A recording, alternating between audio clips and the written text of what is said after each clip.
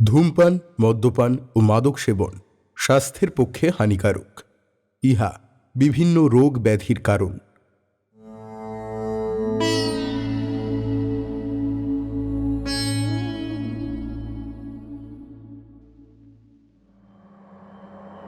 আচ্ছা, আপনারা সকলে কি ডিপ আর্থ রেস সম্পর্কে অবগত?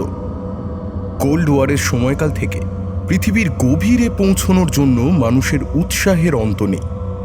তৎকালীন আমেরিকা, রাশিয়া, জার্মানি থেকে শুরু করে হালের চায়না পর্যন্ত সকলেই কোনো না কোনো সময়ে এই ডিপ আর্থ রেসে সামিল হয়েছে।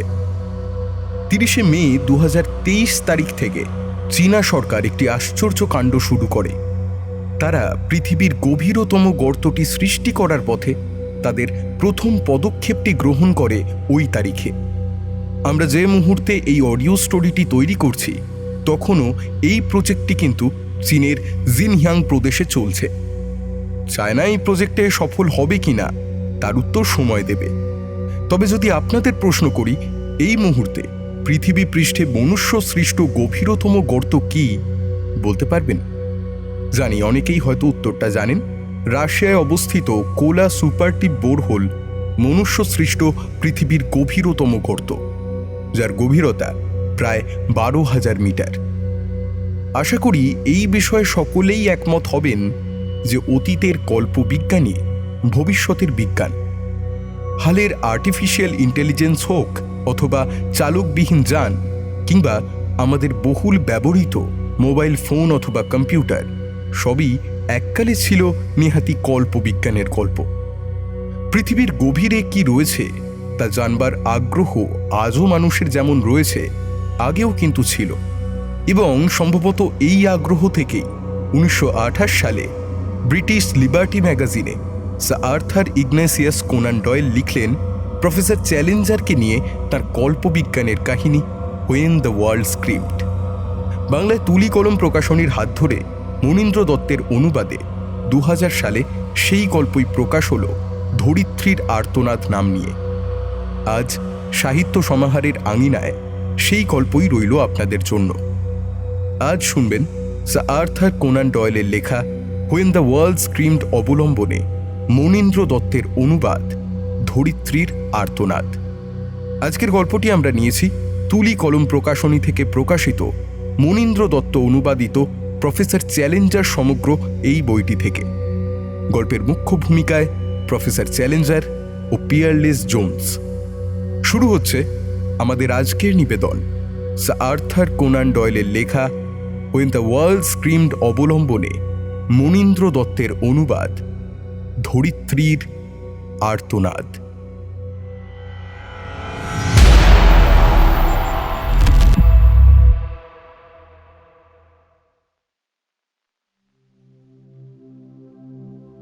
মনে পড়ে আমার বন্ধু গেজেট পত্রিকার এডওয়ার্ড ম্যালনের মুখে প্রফেসর চ্যালেঞ্জারের নাম শুনেছি। কয়েকটি উল্লেখযোগ্য অভিযানে সে প্রফেসরের সঙ্গে ছিল। নিজের কাজে আমি এতই ব্যস্ত থাকি, তাছাড়া আমার ফার্মে সবসময় এত বেশি অর্ডারের ভিড় থাকে যে বাইরের জগতে কোথায় কি ঘটছে তার কোনো খবরই আমি রাখি না। শুধু এইটুকুই মনে পড়ে যে দুর্বার অসহিষ্ণু প্রকৃতির প্রতিভা হিসেবেই চ্যালেঞ্জারকে বর্ণনা করা হয়েছিল। তাই তার কাছ থেকে হঠাৎ একদিন চিঠি পেয়ে আমি ভীষণই অবাক হলাম। 14B এনমোর gardens, Kensington. মহাশয়, কূপ খননের কাজে বিশেষজ্ঞ একজন লোককে আমার কাজের জন্য বিশেষ দরকার হয়েছে। আপনার কাছ থেকে লুকোবো না যে বিশেষজ্ঞদের সম্পর্কে আমি খুব একটা উচ্চ ধারণা পোষণ করি না। প্রায়ই দেখেছি যে লোক নিজেকে কোনো বিশেষ জ্ঞানের অধিকারী বলে মনে করে তার দৃষ্টিভঙ্গিটাই সীমিত হয়। তাই তাঁর বা তাদের সাথে আমার মতের পার্থক্য আকাশ পাতালের দূরত্বের মতনই। তা সত্ত্বেও আমি আপনাকে একটা সুযোগ দিতে চাই। আপনার নামের সঙ্গে যে অসাধারণ গুণাবলীর কথা আমি শুনেছি তা দেখে বেশ চমৎকৃতই হয়েছি। আরও খোঁজ নিয়ে দেখেছি যে আমার young friend mister Edward Malone আপনার বিশেষ পরিচিত। কাজেই আপনি যদি আমার সঙ্গে একবার দেখা করেন তাহলে আমি খুব খুশি হব, এবং আমার প্রয়োজনগুলি যদি আপনি মেটাতে পারেন তাহলে একটা খুবই গুরুত্বপূর্ণ কাজের ভার আপনার হাতে তুলে দিতেও পারি। আর হ্যাঁ, ব্যাপারটি খুবই গোপনীয়, সেজন্য আপাতত এর বেশি কিছু বলতে পারছি না। বাকি আলোচনা মুখোমুখি হবে। সুতরাং আমার অনুরোধ, আপনার হাতের সকল কাজ বাতিল করে অবিলম্বে আগামী শুক্রবার সকাল 10:30টার মধ্যে আমার সঙ্গে উপরের ঠিকানায় এসে দেখা করুন। খাওয়া দাওয়ার যথাযথ সুবন্দোবস্ত আছে, কারণ মিসেস চ্যালেঞ্জার সে বিষয়ে খুবই সচেতন। ইতি, আপনারই বিনীত জর্জ এডওয়ার্ড চ্যালেঞ্জার। জবাব দেবার জন্য চিঠিটা আমার মুখ্য কর্ণিককে দিলাম। সে প্রফেসরকে জানিয়ে দিল মিস্টার পিয়ারলেস জোন্স সানন্দে যথাসময়ে হাজির হবেন। তার জন্য চিঠিটা লেখা হলো সম্পূর্ণ ব্যবসায়িক রীতিতে, কিন্তু গোড়াতেই এই কথাগুলি জুড়ে দিতে বললাম। আপনার চিঠি পেলাম, দেখলাম আপনি কোনো সাল তারিখের উল্লেখ করেননি। এরপর আসি আপনার প্রস্তাবের ব্যাপারে। আমি আপনার প্রস্তাব। আমার চিঠি পাঠানোর দিন কতকের মধ্যেই প্রফেসরের দ্বিতীয় চিঠি এলো, যেটা ছিল কিছুটা এই রকম। মহাশয়, দেখতে পাচ্ছি আমার চিঠিটা যে তারিখবিহীন ছিল এই তুচ্ছ ব্যাপারের আপনি সমালোচনা করেছেন। তাই একটা বিষয়ের প্রতি আপনার দৃষ্টি আকর্ষণ করছি। একটা বড়সড় ট্যাক্সের বিনিময়ে আমাদের সরকার খামের ওপরে যে ছোট প্রতীক বা ছাপটা মেরে দেন, তাতেই চিঠি ডাকে দেবার তারিখটা বিজ্ঞাপিত হয়ে থাকে। সে প্রতীক যদি না থেকে থাকে বা দুষ্পাঠ্য হয়, তো তার প্রতিকারের দায় সংশ্লিষ্ট ডাক কর্তৃপক্ষের। আরও একটা কথা আপনাকে আমি বলবো, ব্যবসা সংক্রান্ত বিষয়ে আপনার মন্তব্যগুলোকে সীমাবদ্ধ রাখুন এবং আমার চিঠির আকৃতি সম্পর্কে মন্তব্য করা থেকে বিরত থাকুন। পরিষ্কার বুঝতে পারলাম একটি উন্মাদের সঙ্গে কাজ করতে চলেছি। তাই ঠিক করলাম এই ব্যাপারে এগোনোর আগে আমার বন্ধু ম্যালেনের সঙ্গে দেখা করব। পুরনো দিনে যখন আমরা দুজনেই রিচমন্ডের হয়ে রাগার রাগবি খেলতাম, তখন থেকেই তার সঙ্গে আমার পরিচয়। দেখলাম এখনও সে আগেকার মতোই হাসি খুশি আইরিশটি আছে। চ্যালেঞ্জারের সঙ্গে আমার প্রথম মোলাকাতের কথা শুনে সে বেশ মজাই পেল। এটা তো কিছুই না, তার সঙ্গে 5টা মিনিট কাটাও ঠিক বুঝতে পারবে। মনে হবে জ্যান্ত তোমার ছাল ছাড়িয়ে নিচ্ছে। হ্যাঁ, ও অন্যকে আক্রমণ করার ব্যাপারে তিনি এই জগৎকে হার মানাবেন। কিন্তু জগৎ তা সহ্য করবে কেন? হ্যাঁ, সহ্য তো কেউই করে না। তিনি যত জঘন্য কাজ করেছেন, যত হল্লাবাজি করেছেন, যত আক্রমণের মামলা পুলিশ আদালতে উঠেছে, তা যদি সংগ্রহ তুমি করো তাহলে। বলো কি, আক্রমণ? হ্যাঁ, তবে আর বলছি কি, তার সঙ্গে মতান্তর ঘটলে তোমাকে সিঁড়ি থেকে ছুঁড়ে ফেলে দেওয়াও তার কাছে আশ্চর্য কিছু নয়। তিনি একটি লাউন স্যুট পরা একটা আদিম গুয়া মানব, বুঝলে? হ্যাঁ, একটা হাতে মুগুর আর অন্য একটা হাতে খাঁচ কাটা পাথরের খণ্ড। তার এমন মূর্তি আমি যেন চোখ বুঝলেই দেখতে পাই। যেন তিনি একটা প্রথম প্রস্তর যুগ বা ওই সময়কার একটা মানুষ, বুঝলে? কিন্তু তিনি যে একজন প্রফেসর। আসল বিষয়টা তো সেখানেই। সারা ইউরোপের মধ্যে শ্রেষ্ঠ মস্তিষ্কের অধিকারী তিনি। হ্যাঁ, সহকর্মীরা তাঁকে ঘৃণা করে, তাই তাকে চেপে দিতে সাধ্যমতো চেষ্টাও করে।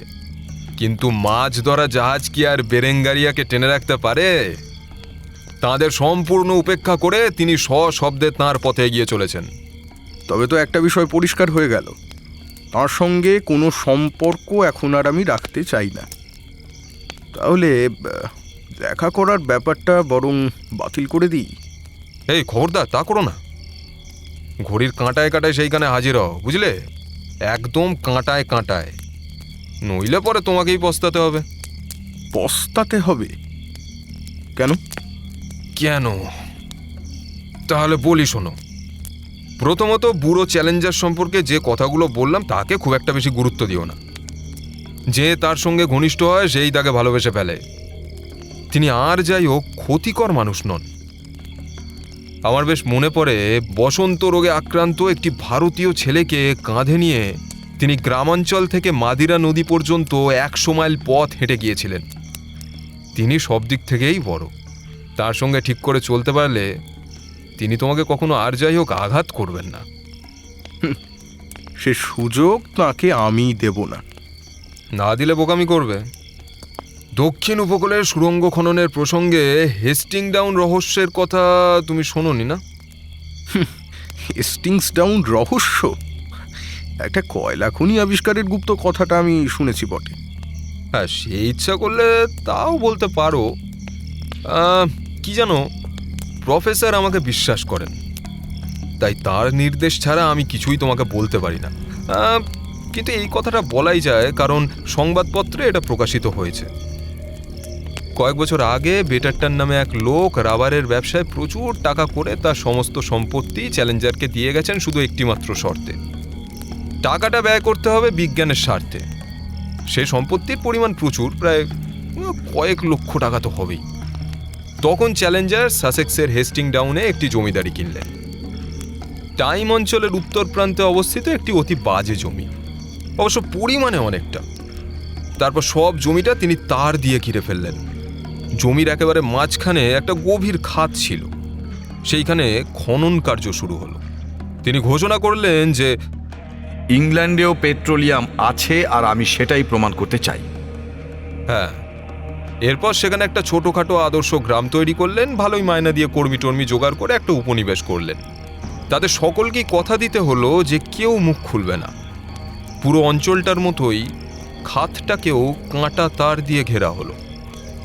রক্তলোভী শিকারী কুকুরদের পাহারা বসানো হলো। তাদের হাতে বেশ কয়েকজন সাংবাদিক প্রায় মরতেই বসেছিল। স্যার টমাস মর্ডেনের ফার্ম কাজটা হাতে নিয়েছে, কিন্তু তাঁদেরও কথা দিতে হয়েছিল যে কোনো মতেই তারা বাইরে কোথাও মুখ খুলবে না। হ্যাঁ, স্পষ্টই বোঝা যাচ্ছে যে এবার কূপ খননকারীদের সহায়তার দরকার পড়েছে। এই অবস্থায় আজ পর্যন্ত যত মানুষের সঙ্গে তোমার দেখা হয়েছে বা ভবিষ্যতে হতে পারে, তাদের মধ্যে সর্বাপেক্ষা বিস্ময়কর মানুষটির সান্নিধ্যে আসার কথা নয় নাই বললাম, কিন্তু এমন একটা কাজে এত বড় একটা অভিজ্ঞতা লাভের সুযোগ এবং পরিণামে মোটা অঙ্কের একটা চেক প্রাপ্তির প্রস্তাবকে প্রত্যাখ্যান করাটা কি বোকামি হবে না? ম্যালেনের যুক্তিটাই কার্যকর হলো। শুক্রবার সকালে আমি এমোর গার্ডেন্সের পথে পা বাড়ালাম। যথাসময়ে পৌঁছবার তাড়নায় নির্ধারিত সময়ের ২০ মিনিট আগেই সে বাড়ির দরজায় পৌঁছে গেলাম। রাস্তায় দাঁড়িয়ে অপেক্ষা করবার সময় আমার খেয়াল হলো দরজায় দাঁড়ানো রূপোর তীর প্রতীক চিহ্ন লাগানো রোলস রয়েস গাড়িটা আমার চেনা। মস্ত মডার্ন ফার্মের ছোট অংশীদার জ্যাক ডেভনশেয়ারের গাড়ি ওটা।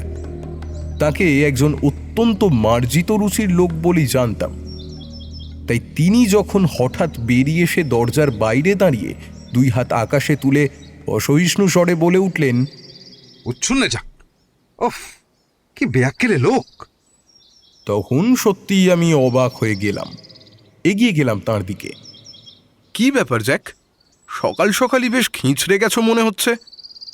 আরে পিয়ারলেস, তুমিও এই কাজের মধ্যেই আছো নাকি? ধরে নাও তাই। মেজাজে তবে ১২টা বাজতে পারে, আগে থেকেই বলে রাখলাম। সে তো বুঝতেই পারছি তোমাকে দেখে। তোমার মেজাজি যখন এমন ধারা চড়ে গেছে। আরে সাধে কি আর চড়েছে? ৩০ মিনিট ধরে অপেক্ষা করার পর খানসামা এসে খবর দিল প্রফেসর নাকি এখন ডিম খেতে ব্যস্ত আছেন, তাই আমি যদি অন্য কোনো সময় আবার আসতে পারি তো তিনি সানন্দে আমার সঙ্গে দেখা করতে পারবেন। তুমিই বলো, এটা কোনো কথা হলো? আমি কেন এসেছিলাম জানো? তার কাছে আমাদের যে ৪২,০০০ পাউন্ড পাওনা আছে সেটাই আদায় করতে। টাকাটা পেলে না? না না, টাকার ব্যাপারে লোকটা ঠিকই আছে, এক্ষেত্রে তিনি বলা যায় দরাজ হাত। কিন্তু টাকাটা দেন যখন তার ইচ্ছা হয়, যেভাবে তার মন চাই। তিনি কারোর তোয়াক্কা করেন না। যাই হোক, কপালটুকে দেখো কেমন লাগে। চলি।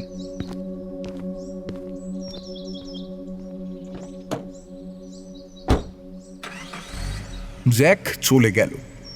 এদিকে আমি নির্দিষ্ট সময়টি কখন আসবে তারই প্রতীক্ষায় মাঝে মাঝে ঘড়ির দিকে তাকিয়ে অপেক্ষা করতে লাগলাম।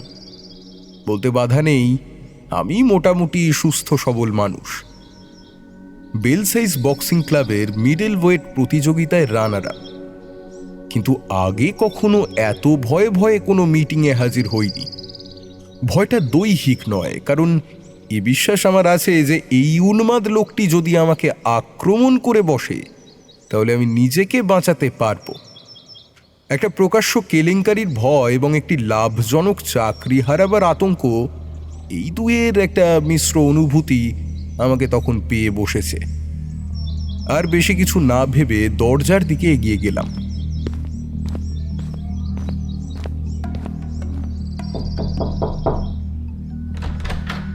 কাঠের পুতুলের মতো বিবর্ণ মুখের একটা বুড়ো খানসামা দরজা খুলে দিল। তার চেহারা দেখেই মনে হলো যে অবাক হতে সে এতই অভ্যস্ত হয়ে গেছে যে পৃথিবীর কোনো কিছুতেই সে আর বিস্মিত হয় না। আপনার অ্যাপয়েন্টমেন্ট আছে কি স্যার? অ্যাপয়েন্টমেন্ট নিশ্চয়ই আছে। আপনার নামটা? আমার নাম পিয়ারলেস জোন্স। হ্যাঁ, এই ডায়েরিতে আপনার নাম দেখছি। Meeting time 10:30। সবই ঠিক আছে, শুধু একটু সাবধানে থাকবেন মিস্টার জোন্স, কারণ সাংবাদিকরা আমাদের বড়ই বিরক্ত করেন। আপনি হয়তো জানেন প্রফেসর সংবাদপত্রকে একেবারেই পছন্দ করেন না। এইদিকে আসুন স্যার, আমার সঙ্গে আসুন। পর মুহূর্তেই আমি তাঁর সামনে হাজির হলাম। আমি বিশ্বাস করি আমার বন্ধু টেড ম্যালন তার দ্য লস্ট ওয়ার্ল্ড কাহিনীতে লোকটির যে সুন্দর বর্ণনা দিয়েছে, আমি তা পারবো না, তাই সে চেষ্টাও করব না। আমার শুধু মনে হলো মেহগানি ডেস্কটার ওপরে একটি দশাশয় চেহারার লোক বসে আছে, বড় কোদাল মার্কা একজোড়া কালো গোঁফ আর ঝুলে পড়া উদ্ধত চোখের পাতায় অর্ধেক ঢাকা দুটো বড় বড় ধূসর চোখ। মস্ত বড় মাথাটা পিছন দিকে ঢালু হয়ে নেমেছে, দাড়ির জঙ্গল ঠেলে উঠেছে সামনের দিকে, আর গোটা চেহারায় উদ্ধত অসহিষ্ণুতার ভাব স্পষ্ট। আমি হাত বাড়িয়ে আমার কার্ডটা টেবিলের উপর রাখলাম। কার্ডটা তুলে নিয়ে তাতে হাত বুলোতে বুলোতে তিনি বললেন, আপনিই তাহলে mister Jones, mister Peerless Jones. আপনার ধর্মপিতাকে ধন্যবাদ জানাতে পারেন মিস্টার জোন্স, কারণ আপনার নামের এই হাস্যকর উপসর্গটাই আপনার প্রতি প্রথম আমার মনোযোগ আকর্ষণ করেছিল। প্রফেসর চ্যালেঞ্জার, আমি এখানে এসেছি ব্যবসায়িক সাক্ষাৎকারে, আমার নাম নিয়ে আলোচনা করতে নয়। আপনি তো খুবই স্পর্শকাতর লোক মশাই। আপনার স্নায়ুগুলো বড় বেশি টান টান হয়ে আছে। যতদূর বুঝছি আপনার সঙ্গে চলতে বেশ সাবধানে পা ফেলতে হবে। Mister Jones, please be seated. আরাম করুন। সিনাই উপদ্বীপ পুনরুদ্ধারের ওপর লেখা আপনার ছোট বইখানা আমি পড়ছিলাম। ওটা কি আপনি নিজেই লিখেছেন? তা নয় তো কার, অবশ্যই ওটা আমার লেখা, ওতে তো আমার নামটাই আছে। তা আছে, কিন্তু তা থেকেই সব সময় বোঝা যায় না, যায় কি? যাই হোক, আপনার কথাই মেনে নিলাম। বইটার যে কোনো গুণ নেই তা নয়, লেখার একঘেয়েমির অন্তরালে মাঝে মাঝে কিছু নতুন চিন্তা ভাবনা চোখে পড়ে। এখানে ওখানে নতুন চিন্তার বীজ লুকিয়ে আছে। আচ্ছা, আপনি বিবাহিত কি? আগে না, আমি বিয়ে করিনি। তাহলে কথা গোপন রাখার কিছুটা সম্ভাবনা আছে। কথা যখন দিয়েছি তখন নিশ্চয়ই কথা রাখবো। বুঝলাম। আমার বন্ধু ম্যালন আপনার সম্পর্কে ভালো ধারণা পোষণ করেন। সে বলেছে যে আপনাকে বিশ্বাস করা যায়।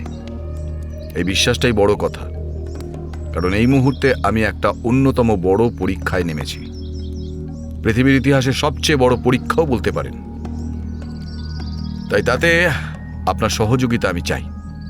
নিশ্চয়ই, আমি তাতে সম্মানিত বোধ করব।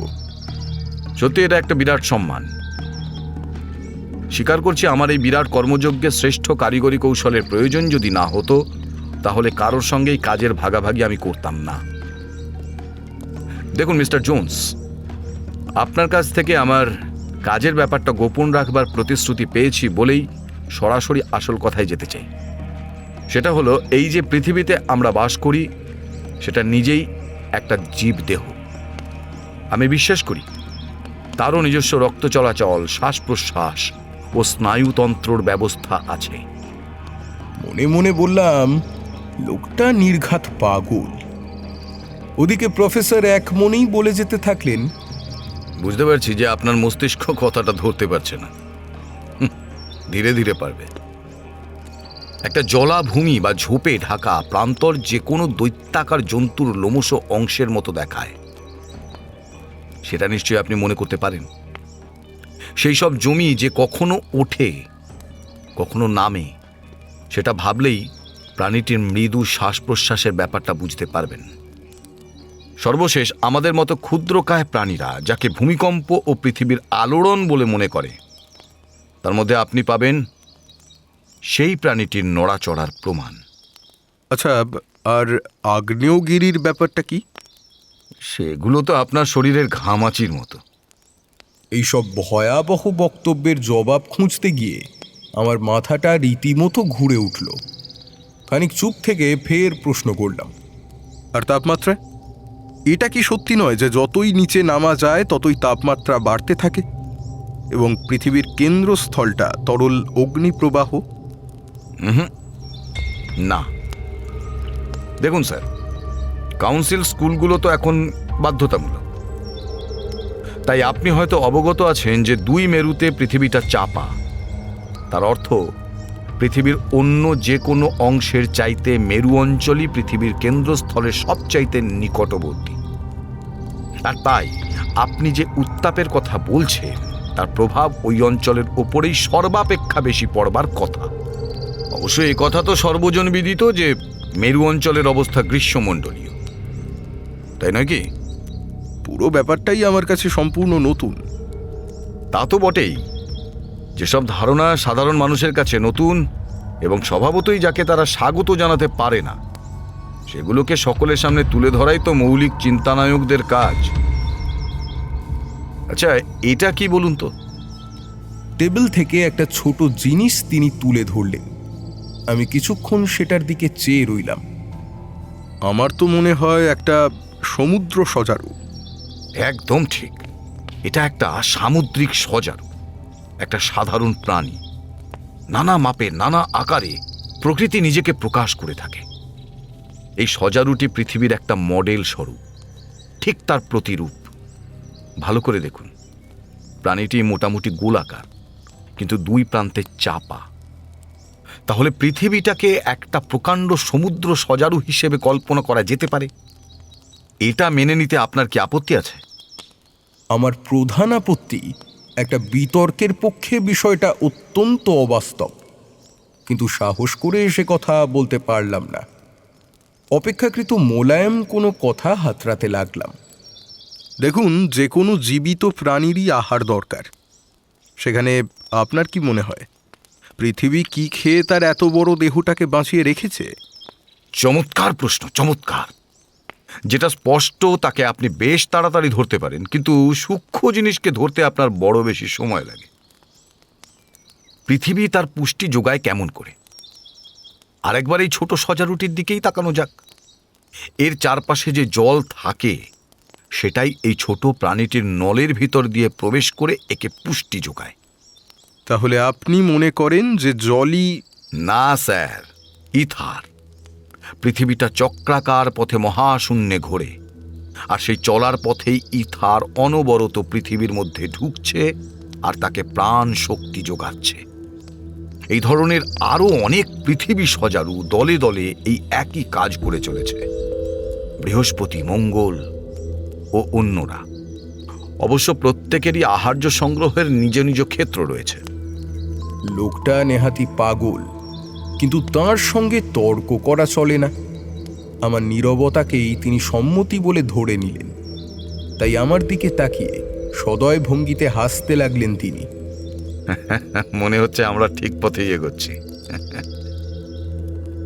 সবে আলো দেখা দিতে শুরু করেছে। প্রথমে একটু চোখ ধাঁধিয়ে দিচ্ছে বটে, কিন্তু অচিরেই সেটা সয়ে যাবে। আমার হাতের এই ছোট প্রাণীটি সম্পর্কে আরো 2-1টা কথা বলছি, দয়া করে এদিকে মনোযোগ দিন। আমরা ধরে নিচ্ছি যে বাইরের এই শক্ত খোলাটার ওপর এক ধরনের অসংখ্য ছোট কীট চলাফেরা করে, কিন্তু সজারুগুলো কি কখনো তাদের অস্তিত্ব টের পায়? পায় না।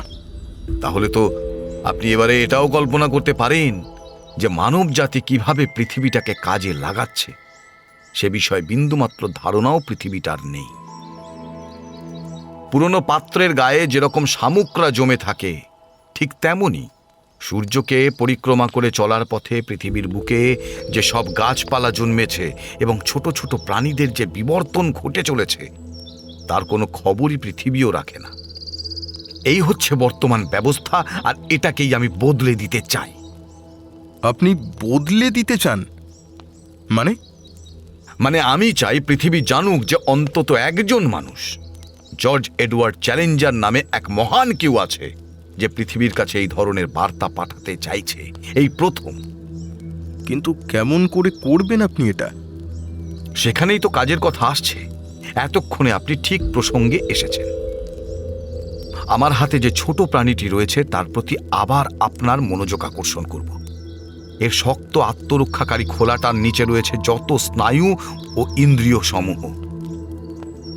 এটা কি পরিষ্কার নয় যে কোনো বড়গাছা প্রাণী যদি এই প্রাণীটির মনোযোগ আকর্ষণ করতে চায় তাহলে সে এটার খোলে একটা ছিদ্র করে এর ইন্দ্রিয় যন্ত্রগুলিকে উত্তেজিত করে তুলবে? নিশ্চয়ই। অথবা মানুষের দেহের উপর বিচরণকারী সাধারণ মাছি বা মশার কথাই ধরা যাক, যাদের উপস্থিতি সম্পর্কে আমরা সব সময় সজাগ না থাকতে পারি, কিন্তু যে মুহূর্তে সে তার হুলটা চামড়ার ভিতরে ফুটিয়ে দিচ্ছে তখনই তো অত্যন্ত অস্বস্তির সঙ্গে আমরা বুঝতে পারি যে আমরা একেবারেই একা নই। এতক্ষণে বোধহয় আমার পরিকল্পনাটা আপনার মাথায় ঢুকছে। হায় ঈশ্বর, আপনি চাইছেন ভূপৃষ্ঠের ভিতর দিয়ে একটা সুড়ঙ্গ খুঁড়তে? আপনার সামনে সেই লোকটিকেই দেখছেন যে প্রথম এই কঠিন চামড়াটাকে ছিন্ন করবে। এমনকি বর্তমান কাল ব্যবহার করেও বলতে পারি যে সেটাকে ছিন্ন করা হয়েছে। বলেন কি, আপনি সে কাজটা করেছেন? হ্যাঁ, মর্ডেন অ্যান্ড কোংয়ের সুযোগ্য সহায়তায় সে কাজটি আমি করেছি। কয়েক বছর ধরে দিনরাত অবিশ্রাম কাজ করার ফলে এবং ড্রিল, বোরার, ক্রাশার, বিস্ফোরক ব্যবহারের ফলে অবশেষে আমরা আমাদের লক্ষ্যে পৌঁছতে পেরেছি। আপনি নিশ্চয়ই এটা বলতে চাইছেন না যে আপনারা ভূপৃষ্ঠ ভেদ করেছেন? আপনি কি আমায় অবিশ্বাস করছেন?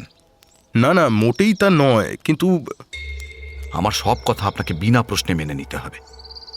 হ্যাঁ, আমরা ভূপৃষ্ঠকে ভেদ করেছি। সেটা ঠিক 14,442 গজ, অথবা মোটামুটিভাবে 8 মাইল পুরু।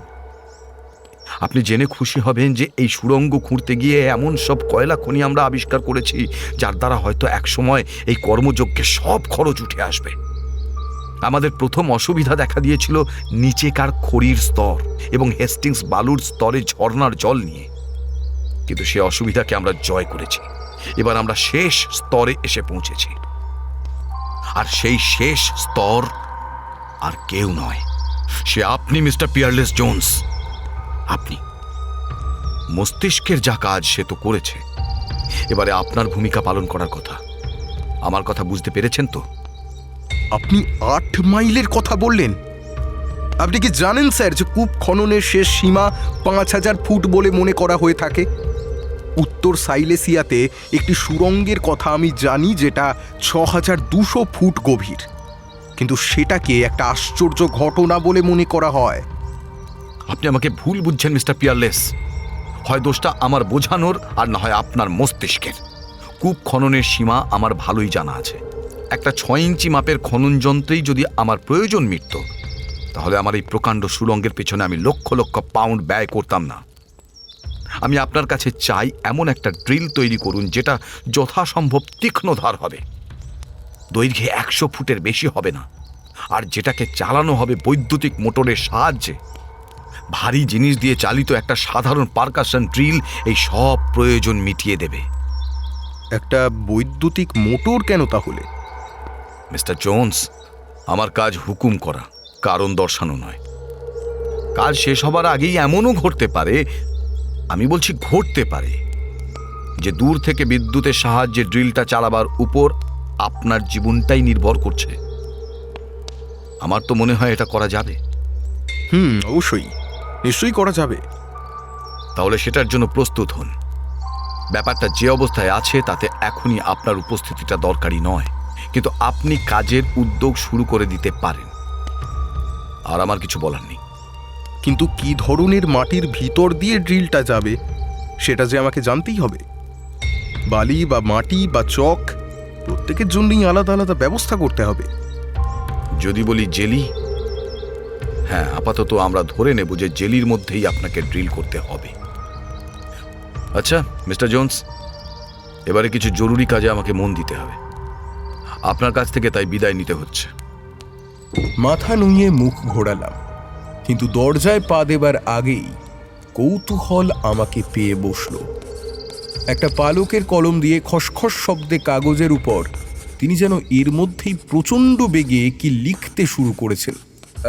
এক্সকিউজ মি প্রফেসর, আমি বাধা দেওয়ায় তিনি রাগত দৃষ্টিতে চোখ তুলে তাকালেন।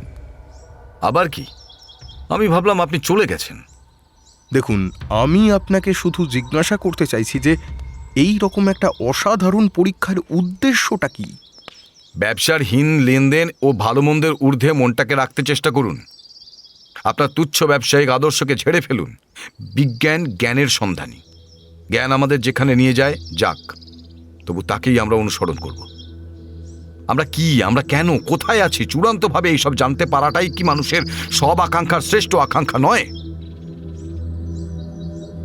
যাই হোক, এবার আপনি আসুন। তাঁর সমস্ত কালো দাড়ি আবারও কাগজের উপর ঝুঁকে পড়ে মাথার সঙ্গে মিশে গেল। পালকের কলম আরও জোর শব্দে চলতে লাগল। যে অসাধারণ লোকটিকে ছেড়ে এলাম, যে বিচিত্র কর্মসাধনায় এখন থেকে আমিও তার অংশীদার হলাম, সে কথা ভেবে মাথাটা ঘুরতে লাগলো। অফিসে ফিরে দেখি টেড ম্যালেন আমার জন্য অপেক্ষা করছে। তার দন্তপাটি বিকশিত। আমি নিশ্চিত আমার সাক্ষাৎকারের ফলাফল জানতেই সে এসেছে। আরে খারাপ তো মনে হচ্ছে না তোমাকে দেখি, হ্যাঁ? কোনো রকম আক্রমণ বা কামান দাগার চিহ্নও তো নেই দেখছি। নিশ্চয়ই খুব বুদ্ধির সঙ্গে তাকে খেলিয়েছো, হ্যাঁ? তা বলি, সেই বুড়ো খোকাটিকে কেমন লাগলো? এরকম কুঁয়ার উদ্ধত অসহিষ্ণু লোক আমি দ্বিতীয় দেখিনি, কিন্তু ঠিক ঠিক, সকলকে ওই কিন্তুতে এসেই থামতে হয়। অবশ্য তুমি যা যা বললে সেসব তিনি তো বটেই, বরং আরও কিছু বেশি। কিন্তু সকলেরই মনে হয় যে এরকম একটা বড় মাপের লোককে আমাদের মাপকাঠি দিয়ে বিচার করা যায় না, এবং অন্য কোনো লোকের কাছ থেকে যে ব্যবহারটা আমরা সহ্য করতে পারতাম না, তার বেলায় সেটা সহ্য করাই যায়, তাই নয় কি? দেখো, তাঁর সম্পর্কে কোনো মন্তব্য করবার মতো পরিচয় তাঁর সঙ্গে এখনো আমার হয়নি, কিন্তু এ কথা স্বীকার করছি যে তিনি যদি একটি তর্জন গর্জন সর্বস্ব আত্মম্ভরী লোক না হয়ে থাকেন, আর তিনি যা বলছেন তা যদি সত্য হয়, তাহলে বলতেই হয় লোকটি অবশ্যই একামে বা দ্বিতীয়ম। কিন্তু এসব কি সত্য? নিশ্চয়ই সত্য। চ্যালেঞ্জার যা বলেন ভাই তাই করেন। আচ্ছা, বলছি, হেস্টিং ডাউনের ব্যাপারটা কি তিনি তোমাকে কিছু বলেছেন? হ্যাঁ, সংক্ষেপে বলেছেন। দেখো, আমার কথায় তুমি আস্থা রাখতেই পারো। পুরো ব্যাপারটা খুবই বিশাল, পরিকল্পনা বিশাল, রূপায়ণও বিশাল। সাংবাদিকদের তিনি কিন্তু খুবই ঘৃণা করেন, কিন্তু আমাকে তিনি খুবই বিশ্বাস করেন, কারণ তিনি জানেন যে তাঁর অনুমতি ছাড়া আমি কখনোই কোনো কিছু প্রকাশ করব না। সুতরাং তার পরিকল্পনাগুলো আমি পেয়েছি, অন্তত কিছু কিছু তো পেয়েছি। তিনি এত উঁচু আকাশে ওরা পাখি যে তার নাগাল পাওয়াই ভার। যাই হোক, আমি যতটা জানি তার ভিত্তিতেই তোমাকে আশ্বাস দিতে পারি যে হেস্টিং চর একটি বাস্তব ঘটনা এবং প্রায় সমাপ্তির মুখে। এ অবস্থায় আমার পরামর্শ এই যে আরও ঘটনার জন্য অপেক্ষা করে থাকো, আর ততদিনে নিজেকে সম্পূর্ণ তৈরি করে রাখো। অচিরেই কিন্তু তার বা আমার কাছ থেকে তোমার ডাক আসবে। তাই হলো। ডাক এলো ম্যালানের কাছ থেকে। কয়েক সপ্তাহ পরে একদিন বেশ সকালে সে আমার অফিসে এলো একটা খবর নিয়ে। পিয়ালেস, চ্যালেঞ্জারের কাছ থেকে আসছি। তুমি তো দেখছি হাঙরের মুখে মাছের টোপ। তার সঙ্গে যে কোনো সম্পর্ক রাখাই আমার কাছে খুবই গর্বের। তার যা করণীয় তিনি ঠিকই করেছেন, এবার তোমার পালা। ওখানে তিনি তো যবনিকা তোলার জন্য তৈরি হয়ে আছেন একেবারে। দেখো, চোখে না দেখা পর্যন্ত আমি এসব বিশ্বাস করতে পারছি না, কিন্তু এদিকে সব কিছুই প্রস্তুত, একেবারে লরিতে বোঝাই। যে কোনো মুহূর্তে সব নিয়ে রওনা দিতে পারি। তাহলে এক্ষুনি রওনা হও। তোমাকে ভরসা করে বড় দায়িত্ব সঁপেছি, দেখো আমাকে আবার ডুবিও না। এই একটা কাজ করো তো, তুমি আমার সঙ্গে একেবারে ট্রেনে চলো। পথে যেতে যেতে কি করতে হবে মোটামুটি তার একটা ধারণা আমি তোমাকে দিতে পারবো। বসন্তকালের এক মনোরম সকালে, সঠিকভাবে বলতে গেলে 22শে মে, এমন একটা ভয়ঙ্কর যাত্রায় আমরা পা বাড়ালাম যা আমাকেও একটি ঐতিহাসিক রঙ্গমঞ্চে হাজির করে দিল। পথেই আমার জন্য চ্যালেঞ্জারের নির্দেশ সম্বলিত একটা চিঠি ম্যালেন আমার হাতে দিল। মহাশয়, হেঙ্গিস ডাউনে পৌঁছে আপনি মুখ্য যন্ত্রবিদ মিস্টার বারফোর্থের হেফাজতে থাকবেন। আমার সব পরিকল্পনাই তার কাছে আছে। আমার পত্রবাহক বন্ধু ম্যালনও আমার সঙ্গে যোগাযোগ রাখে এবং কোনো রকম ব্যক্তিগত দেখা সাক্ষাতের হাত থেকে আমাকে রক্ষা করে। সুড়ঙ্গের 14,000 ফুটের স্তরে এবং তারও নিচে সম্প্রতি এমন কতগুলো ঘটনার অভিজ্ঞতা আমাদের হয়েছে যাতে একটি গ্রহমণ্ডলের প্রকৃতি সম্পর্কে আমার মতটাই সম্পূর্ণ সমর্থিত হয়েছে। কিন্তু আধুনিক বৈজ্ঞানিক জগতের নিশ্চল বুদ্ধির উপর একটা প্রভাব বিস্তার করবার আগে আরও কিছু চাঞ্চল্যকর প্রমাণ পাওয়া দরকার। সেই প্রমাণ দেবেন আপনি, আর সেটা দেখবে তারা। লিফটের সাহায্যে নেমে যেতে যেতে আপনি দেখতে পাবেন আপনি পরপর পার হয়ে যাচ্ছেন মধ্যম খড়ির স্তর, কয়লার স্তর, কিছু ডেভোনিয়ান ও ক্যাম্ব্রিয়ান স্তরের ইঙ্গিত, এবং শেষ পর্যন্ত গ্যানিট পাথরের স্তর, যার ভিতর দিয়ে নেমে গেছে আমাদের সুড়ঙ্গের বেশিরভাগ অংশ। নিচটা এখন ত্রিপল দিয়ে ঢাকা আছে। আমার হুকুম সেটাতে এখন হাত দেবেন না, কারণ পৃথিবীর অভ্যন্তর অত্যন্ত স্পর্শকাতর। তাই আবরণটাকে যেমন তেমন ভাবে নাড়াচাড়া করলে ফল খারাপ হতে পারে। আমার নির্দেশ মতো সুড়ঙ্গের নিচ থেকে 20 ফুট উপরে আড়াআড়িভাবে দুটো শক্ত কড়িকাঠ বসানো হয়েছে। কড়িকাঠ দুটোর মাঝখানে যে জায়গাটা থাকবে সেটাই আপনার কূপের নলকে ধরে রাখবে। 50 ফুট ড্রিলই যথেষ্ট হবে, আর 20 ফুট থাকবে কড়িকাঠের নিচে বেরিয়ে। ফলে ড্রিলের মুখটা প্রায় ত্রিপলের কাছে পৌঁছে যাবে। যেহেতু আপনার জীবনের একটা মূল্য আছে, সেটাকে আর বেশি নিচে নামতে দেবেন না। তাহলে 20 ফুট থাকবে সুড়ঙ্গের উপরের দিকে বাড়ানো। তাই আপনি যখন সেটুকুও ছেড়ে দেবেন, তখন আমরা ধরে নেব যে ড্রিলের অন্তত 40 ফুট পৃথিবীর পদার্থের মধ্যে ডুবে যাবে। যেহেতু এই পদার্থটা খুবই নরম, তাই আমার মনে হয় তারপরে হয়তো সেটাকে আরও নামাতে কোনো শক্তির দরকার হবে না। নলটা ছেড়ে দিলে নিজের ভারেই সেটা খোলা স্তরের মধ্যে ঢুকে যাবে। যে কোনো সাধারণ বুদ্ধিসম্পন্ন লোকের পক্ষেই এই নির্দেশাবলী যথেষ্ট মনে হওয়া উচিত। কিন্তু আমার ঈষৎ সন্দেহ আছে যে আপনার আরও কিছু নির্দেশের প্রয়োজন আছে। আমাদের তরুণ বন্ধু ম্যালনের মাধ্যমে সেটা আমাকে জানাতে পারবেন। ইতি জর্জ এডওয়ার্ড চ্যালেঞ্জার। দক্ষিণ পাহাড়ের উত্তর পাদমূলের নিকটবর্তী স্টারিংটন স্টেশনে যখন পৌঁছলাম, তখন আমার স্নায়ুতে যে প্রচুর টান পড়েছে সেটা কল্পনা করা যেতেই পারে। একটা জীর্ণ ভক্সল 30 গাড়ি আমাদের জন্য অপেক্ষা করছিল। গাড়িটা ধাক্কা খেতে খেতে অনেক অলি গলি পেরিয়ে 6-7 মাইল পথ আমাদের নিয়ে পাড়ি দিল। জায়গাটা স্বভাবতই নির্জন হলেও রাস্তায় গভীর চাকার দাগ দেখেই বোঝা যায় যে প্রচুর যানবাহন এ পথে চলে। এক জায়গায় একটা ভাঙা লরিকে ঘাসের উপর পড়ে থাকতে দেখে বুঝলাম যে আমাদের মতো আরো অনেককেই এ পথে চলতে বেশ কাঠখড় পোড়াতে হয়েছে। একবার দেখলাম মরচে ধরা একটা প্রকাণ্ড যন্ত্রাংশ।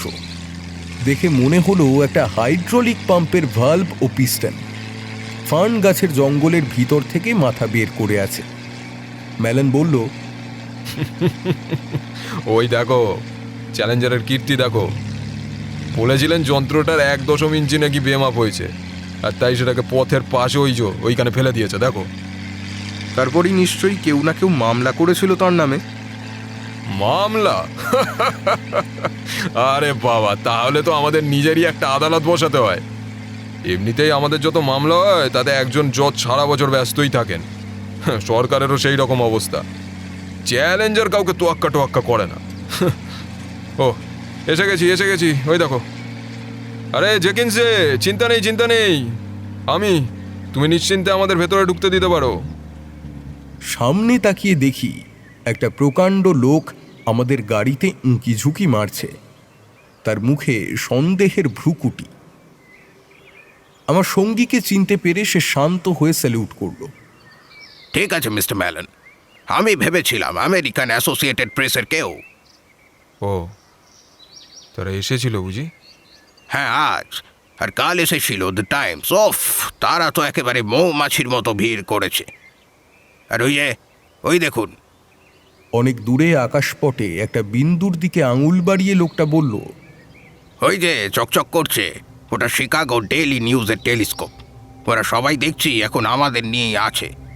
অদূরবর্তী বিয়েখানে যেমন কাকেদের ভিড়, তেমনি ওদের দেখছি দলে দলে আসতে।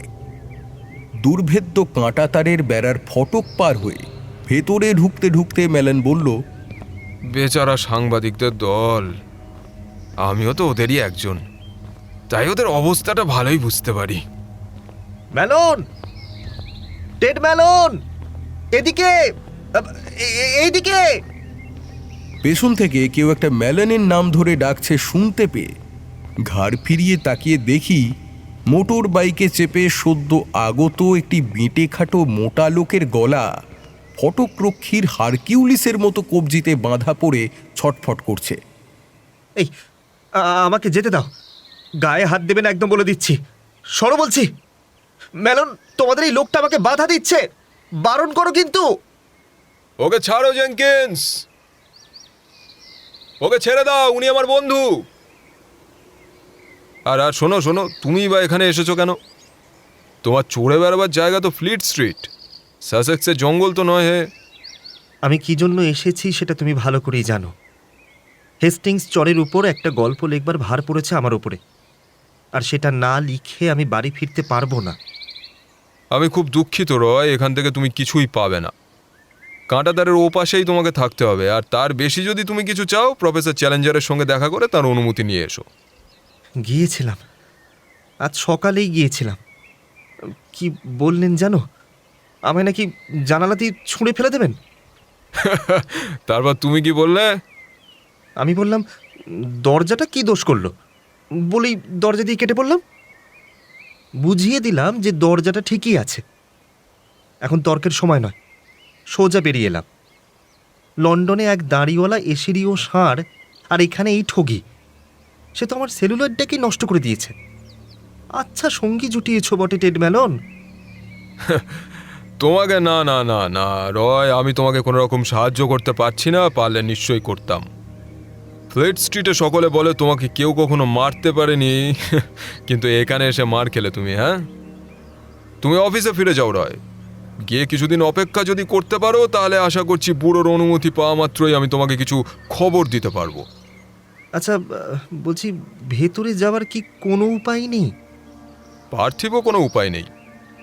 বলছি, টাকা দিলে কিছু হতে পারে? সেটা তো তোমারই ভালো জানা উচিত রয়। সকলে বলছে নাকি এটা নিউজিল্যান্ড যাবার একটা সোজা পথ। দেখো রয়, ভেতরে যদি ঢুকতে যাও তাহলে হাসপাতালের সোজা পথটাই পেয়ে যাবে তুমি। এখনকার মতো বিদায় হও, আমাদের কিছু কাজ রয়েছে। ও হচ্ছে রয় পার্কিন্স, সমর সংবাদদাতা। আমরা তার রেকর্ড ভেঙে দিলাম, কারণ সকলেই তাকে অপরাজেয় বলে মনে করে। তার ওই ছোট মোটা নির্দোষ মুখটা তাকে সব ব্যাপারে জয়ের মুখ দেখিয়ে দেয়, বুঝলে? একসময় আমরা একই অফিসে কাজ করতাম। ওই দেখো, এক সারি লাল ছাদওয়ালা সুদর্শন বাংলো দেখিয়ে ম্যালন বলল, এইগুলো হচ্ছে শ্রমিকদের বাসস্থান। তারা সকলেই বাছাই করা লোক, সাধারণ মজুরির চাইতে অনেক বেশি মাইনে দেওয়া হয় তাদের। তারা সকলেই অবিবাহিত এবং অ্যালকোহল ছুঁয়েও দেখে না, এবং তারা সকলেই মন্ত্রগুপ্তি শপথ নিয়েছে। তাই এখনো পর্যন্ত কোনো সংবাদ বাইরে পাচার হয়েছে বলে আমার জানা নেই। ওই মাঠে ওরা ফুটবল টুটবল খেলে, আর ওই যে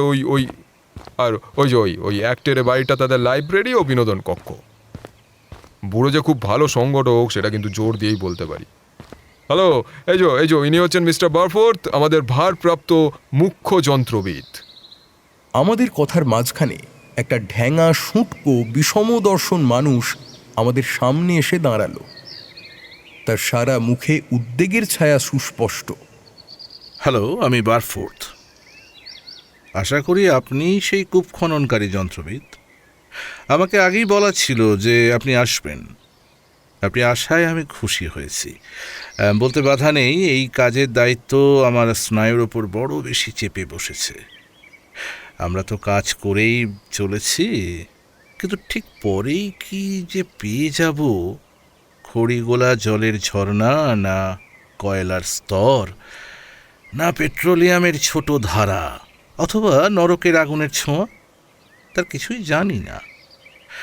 এখনো পর্যন্ত আমাদের তো শেষ পর্যন্ত পৌঁছতেই দেয়া হয়নি। তবে যতদূর জানি আপনি হয়তো সে সংযোগটা করতে পারবেন। নিচে কি খুব গরম?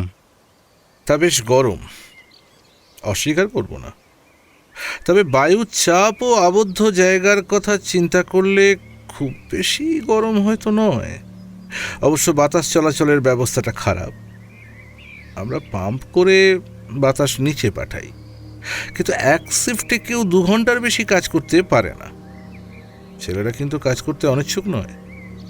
কাল প্রফেসর নিচে নেমেছিলেন, সব কিছু দেখে খুব খুশি হয়েছেন।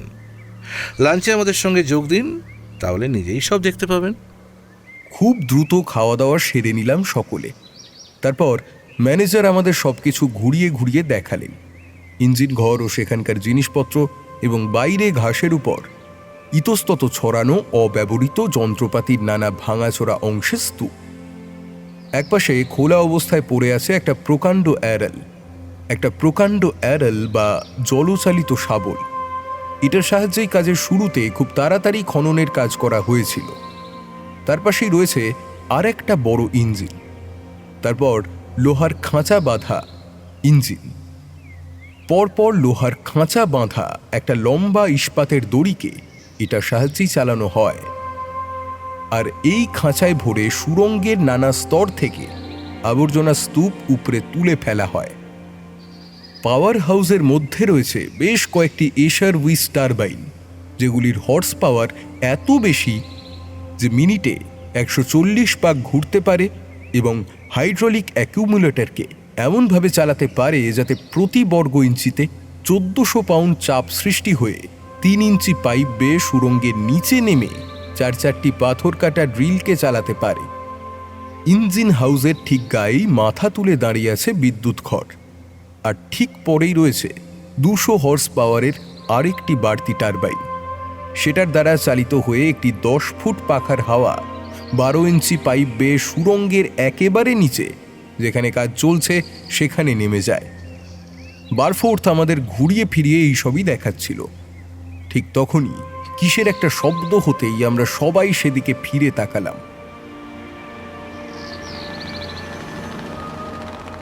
চোখে পড়ল আমার 3 টনের লেল্যান্ড লরিটা এগিয়ে আসছে। তাতে বোঝাই করা রয়েছে আমার যন্ত্রপাতি ও নানা আকারের নল, আর আছে আমার ফোরম্যান পিটার্স ও একটি নোংরা সহকারী। গাড়ি থামতেই তারা দুজনে হাতে হাতে মালপত্র নামিয়ে সেগুলিকে ভিতরে নিয়ে যাবার কাজে লেগে গেল। ওরা কাজ করতে লাগলো, আর ম্যানেজার আমাকে ও ম্যালেনকে নিয়ে সুড়ঙ্গের দিকে নিয়ে চললেন। স্থানটা বিস্ময়কর। আমি যতটা কল্পনা করেছিলাম তার চাইতে অনেক বড় মাপের ব্যবস্থা। হাজার হাজার টন মাল যা তোলা হয়েছে তাকে একটা ঘোড়ার খুঁড়ের আকারে ফেলে সুড়ঙ্গের চারধারে মোটামুটি একটা পাহাড় গড়ে তোলা হয়েছে। সেই অশ্বক্ষুরের ভিতরের দিকটা ভরাট করা হয়েছে খড়ি, কাদা, কয়লা ও গ্রেনিট দিয়ে। তার বুক চিরে যেসব লোহার স্তম্ভ ও চাকা বসানো হয়েছে, সেখান থেকে লিফট ও পাম্পগুলো চালানো হয়। অশ্বক্ষুরের ফাঁকা জায়গাটাতে যে ইটের পাওয়ার হাউসটা তৈরি করা হয়েছে, ওই সব স্তম্ভ ও চাকার সঙ্গে তার সংযোগ রাখা হয়েছে। তারপরেই সুড়ঙ্গের খোলা মুখটা প্রকাণ্ড হাঁ করা একটা গহ্বর। তার ব্যাস প্রায় 30-40 ফুট। উপরে ইট ও সিমেন্টের আস্তরণ। একপাশ থেকে গলা বাড়িয়ে সেই ভয়ঙ্কর পাতালপুরীর দিকে যখন তাকালাম, আমার রীতিমতো মাথা ঘুরে গেল। সূর্যের আলো আড়াআড়িভাবে এসে সুড়ঙ্গের মুখে পড়েছে। আমি দেখতে পেলাম কয়েকশো গজ জুড়ে শুধু নোংরা সাদা খড়ি, মাঝে মাঝে ইট বসিয়ে ঠেকনা দেওয়া। যাই হোক, নিচে তাকিয়ে অনেক অনেক গভীর অন্ধকারে দেখতে পেলাম একটা ছোট আলোর বিন্দু। কালোর উপরে সেই আলোক বিন্দুটি অত্যন্ত স্পষ্ট ও স্থির। অবাক হয়ে জিজ্ঞাসা করলাম, ওটা ওটা কিসের আলো মেলন? ওই তো একটা খাঁচা উঠে আসছে, দেখো না। খুব অবাক কাণ্ড, তাই না? আমাদের এখান থেকে ওটা প্রায় 1 মাইল দূরে। আর ওই আলোর বিন্দুটা হচ্ছে একটা শক্তিশালী আর্ক ল্যাম্প। ওটার গতি কিন্তু খুবই দ্রুত। আর দেখো, কয়েক মিনিটের মধ্যে এখানে এসে পৌঁছে যাবে। সত্যি তাই। আলোর বিন্দুটা বড় হতে হতে একসময় তার রূপলি উজ্জ্বলতায় নলটাকে আলোকিত করে তুলল।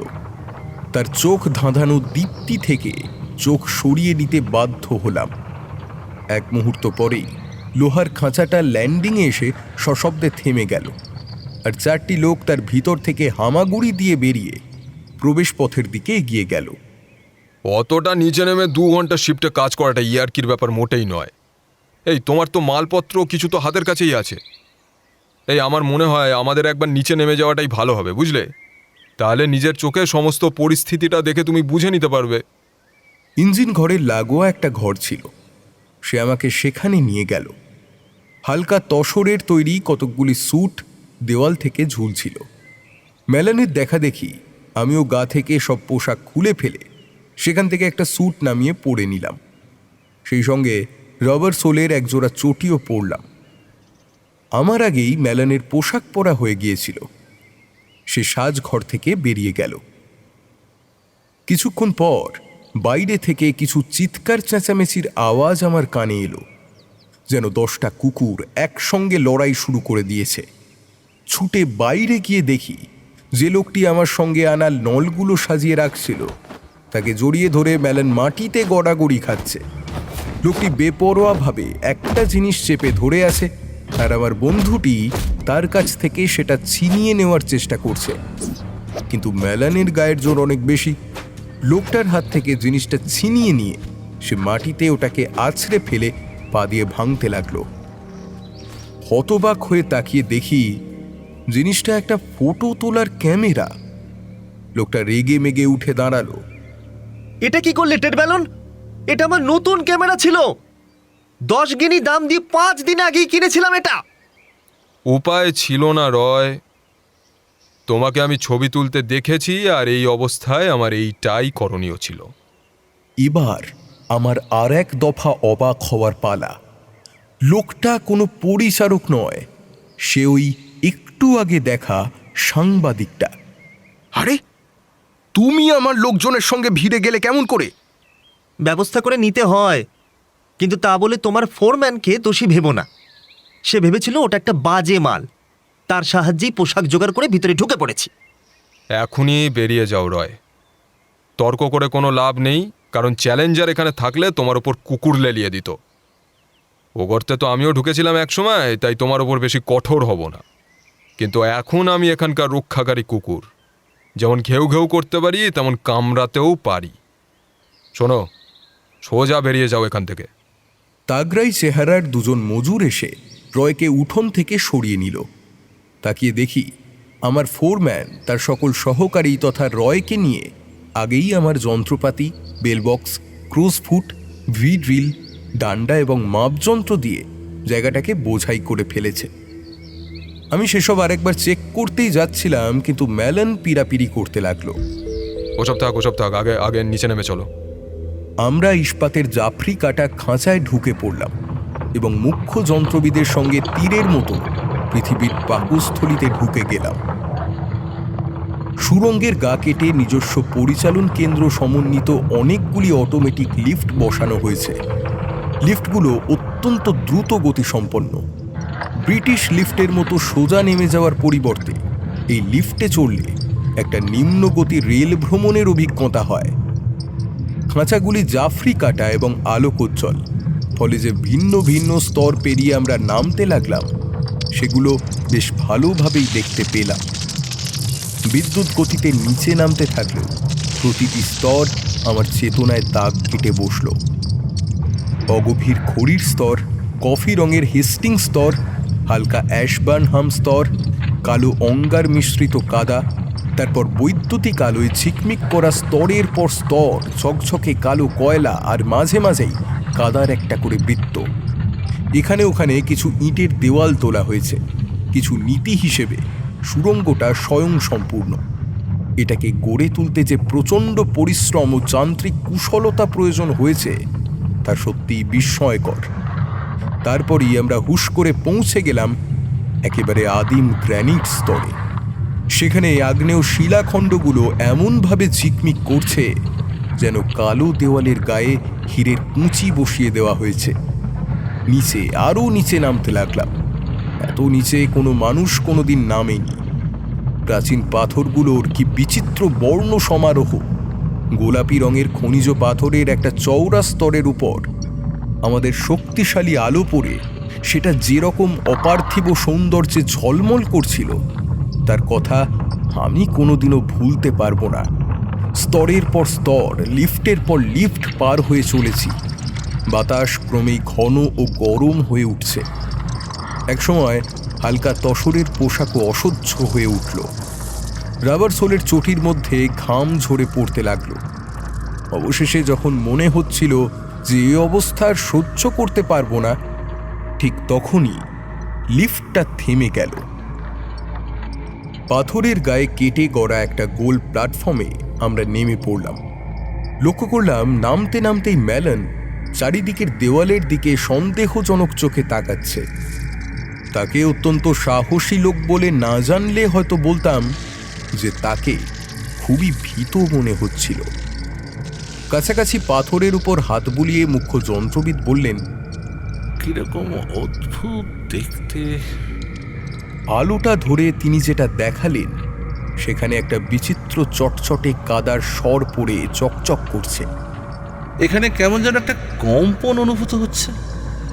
জানি না কি নিয়ে আমরা কাজ করছি। আমার কাছে সবই তো নতুন। আমি ওই দেওয়ালটাকে কাঁপতে দেখেছি। শেষবার যখন এখানে নেমেছিলাম তখন আপনার ড্রিলের জন্য কড়িকাঠ দুটোকে আড়াআড়িভাবে বসিয়েছিলাম। সেই সময় দেওয়ালটা যখন কাটছিলাম তখন প্রতিটি আঘাতে ওটা যেন কেমন কুঁকড়ে যাচ্ছিল। ত্রিপলের নিচে যা ঢাকা আছে সেটা দেখলে তো আপনার ভাবনার আরও উত্তেজনা চড়বে।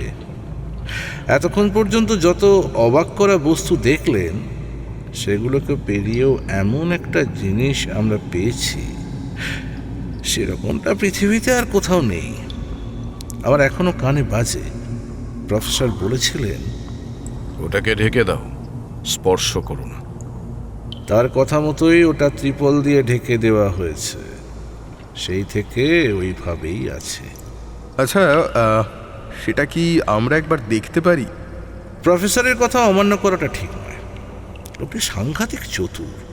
কে জানে কিভাবে আপনার উপর নজর রেখেছেন। যাই হোক, একবার উঁকি মেরে দেখার চেষ্টা করতে পারেন। রিফ্লেক্টর ল্যাম্পের আলোটা নিচে ফেলতেই কালো ত্রিপলটা চকচক করে উঠল। তখন ঝুঁকে পড়ে ত্রিপলের কোণে বাঁধা দড়িটা ধরে ত্রিপলের নিচেকার 8 ডজন বর্গগজ জায়গা দৃশ্যমান করে দিলেন। উফ, সে দৃশ্য যেমন অসাধারণ তেমনি ভয়াবহ। মেঝেটা এক ধরনের ধূসর পদার্থে পূর্ণ। পদার্থটা যেমন পালিশ তেমনি উজ্জ্বল। মৃদু হৃদস্পন্দনের মতো সেটা একবার উঠছে, একবার নামছে। কম্পনটা সরাসরি চোখে পড়ে না, শুধু উপরিভাগে ছড়িয়ে পড়া একটা মৃদু ঢেউ বা তালের আভাস পাওয়া যায়। উপরিভাগটাও আগাগোড়া একরকম নয়। গ্রাউন্ড মাসের ভিতর দিকে তাকালে দেখা যায় তার নিচে আছে সাদা সাদা ছোপ বা অতি সূক্ষ্ম গর্ত, যেগুলির আকার ও আকৃতি অনবরত বদলে যাচ্ছে। এই অসাধারণ দৃশ্য দেখে আমরা 3 জন মন্ত্রমুগ্ধের মতো হাঁ করে তাকিয়ে রইলাম। অনেকটা ছাল ছাড়ানো জন্তুর মতো দেখতে। বুড়ো সজারুর কল্পনাটা বোধহয় একেবারে মিথ্যা নয়। হায় ঈশ্বর! এবারে কি একটা হারপুন দিয়ে আমাকে ওই জন্তুটাকে বিঁধে ফেলতে হবে? হ্যাঁ, সে আর বলতে, কাজটা তো তোমারই হাতে। আর খুব দুঃখের সঙ্গে আমি তোমাকে বলছি পিয়ারলেস, যদি ভয়ে সরে না পড়ি তো সেই কাজটার সময় আমি তোমার সাথেই থাকবো। আমি কিন্তু থাকবো না। আমি এই বিষয়ে নিশ্চিত যে আমি থাকবো না। সেক্ষেত্রে প্রফেসর বেশি পিড়াপিড়ি করলে আমি কাজ থেকে ইস্তফা দেব, আর নয়তো... আরে ওটা কি হচ্ছে? তাকিয়ে দেখি হঠাৎ সেই ধূসর উপরিভাগটা ফুলে উঠে আমাদের দিকে এগিয়ে এলো। প্রাচীরের উপর থেকে নিচে তাকালে ঠিক যেভাবে ঢেউগুলো উপরের দিকে আছড়ে পড়ে ঠিক তেমনি। তারপরই ঢেউটা যেন স্তিমিত হয়ে গেল। মৃদু স্পন্দন ও কম্পন আগের মতোই চলতে লাগলো। দড়িটা নামিয়ে দিয়ে বারফোর্থ ত্রিপলটা দিয়ে সবটা ঢেকে দিলেন। দেখে মনে হলো ওটা যেন বুঝতে পেরেছিল আমরা এখানে আছি। ওটা আমাদের দিকে এভাবে এগিয়ে এলো কেন? তবে কি ওটার ওপর আলোর কোনো রকম প্রভাব পড়েছিল? হতেই পারে সেটা, কিন্তু এখন আমাকে কি করতে হবে? ওই যে দেখুন, লিফট যেখানে থেমেছে ঠিক তার নিচে গর্তের মুখে আড়াআড়িভাবে বসানো আছে কড়িকাঠ দুটো কড়িকাঠের মাঝখানে ইঞ্চি নয়েকের মতো ফাঁক রয়েছে। ওটা কিন্তু প্রফেসরেরই ব্যবস্থা। আমার ধারণা আমি এই দুটোকে আরো ভালোভাবে বসাতে পারতাম, কিন্তু একজন ম্যাড জিনিয়াসকে তার মতের বাইরে কিছু বোঝাতে যাওয়া মূর্খামি ছাড়ার কিছুই না। সুতরাং তিনি যা বলেন ঠিক তাই করাটা অনেক সহজ আর নিরাপদ। তার কথা হচ্ছে এই দুটো কড়িকাঠের মাঝখানেই আপনার 6 ইঞ্চি তুরপুনটাকে যে কোনো রকমে বেঁধে নেবেন। সে ব্যাপারে বিশেষ অসুবিধা হবে বলে মনে হয় না। আমি আজ থেকেই কাজ শুরু করব। পৃথিবীর প্রত্যেকটি মহাদেশে কূপ খননের কাজ আমি করেছি, কিন্তু সহজেই কল্পনা করা যেতে পারে যে আমার বিচিত্র জীবনে এইটাই সবচাইতে বিচিত্র অভিজ্ঞতা। প্রফেসর চ্যালেঞ্জার বারবার বলেছেন বেশ দূরত্বে থেকে কাজটা করতে হবে। কথাটা আমার কাছেও যুক্তিসঙ্গত বলেই মনে হয়েছিল, তাই বৈদ্যুতিক নিয়ন্ত্রণের একটা ব্যবস্থার কথাই আমার মাথায় এলো। আর সুড়ঙ্গের উপর থেকে নিচ পর্যন্ত তার পাতা থাকায় সে কাজটাও বেশ সহজেই হলো। অসীম সতর্কতার সঙ্গে ফোরম্যান পিটার্স ও আমি লম্বা নলগুলোকে নামিয়ে এনে পাথুরে আলিসার উপর জমা করে রাখলাম। তারপর সর্বনিম্ন লিফটটাকে তুলে দিয়ে আমাদের জন্যে খানিকটা জায়গা করে নিলাম। কেবলমাত্র মাধ্যাকর্ষণের উপর ভরসা করলে চলবে না ভেবে ঘাত প্রতিঘাত পদ্ধতি গ্রহণ করাই স্থির করলাম। একটা পুলির সাহায্যে আমাদের 100 পাউন্ড বাটখারাটাকে লিফটের নিচে ঝুলিয়ে দিলাম এবং একটা ভি আকৃতির যন্ত্রের সাহায্যে নলগুলিকে তার নিচে চালিয়ে দিলাম। আর শেষকালে যে দড়ির সঙ্গে ওই বাটখারাটা বাঁধা থাকবে সেটাকে সুড়ঙ্গের গায়ে এমনভাবে আটকে দেওয়া হবে যাতে বিদ্যুৎ সংযোগ ঘটা মাত্রই সেটা চলতে শুরু করে। এই তীব্র গরমের মধ্যে কাজটা করা খুবই কষ্টসাধ্য। তাছাড়া একবার পা ফসকালে অথবা কোনো একটা যন্ত্রপাতি নিচের ত্রিপলের উপর পড়লে যে কি অকল্পনীয় বিপদ ঘটতে পারে, মনের মধ্যে সর্বক্ষণ তার একটা ভয় তো ছিলই। পারিপার্শ্বিক অবস্থাও কম ভয়াবহ নয়। বারবার দেখছি দেওয়াল বেয়ে একটা অদ্ভুত শিহরণ ও কম্পন বয়ে যাচ্ছে। তার উপর হাত রাখলে একটা একঘেয়ে স্পন্দনও যেন অনুভব করেছি। আমরা যে কাজ শুরু করার জন্য প্রস্তুত, শেষবারের মতো এই সংকেত পাঠালাম এবং মিস্টার বারফোর্থকে জানালাম যে প্রফেসর চ্যালেঞ্জার তার ইচ্ছা মতো যে কোনো মুহূর্তে পরীক্ষা শুরু করতে পারেন। যদিও বেশি সময় আমাদের অপেক্ষা করতে হলো না। কাজ শেষ করার 3 দিন পরেই আমার পরোয়ানা হাজির হলো। ভোজ সভায় যে ধরনের আমন্ত্রণপত্র ব্যবহার করা হয় তেমনি একটি সাধারণ আমন্ত্রণপত্র।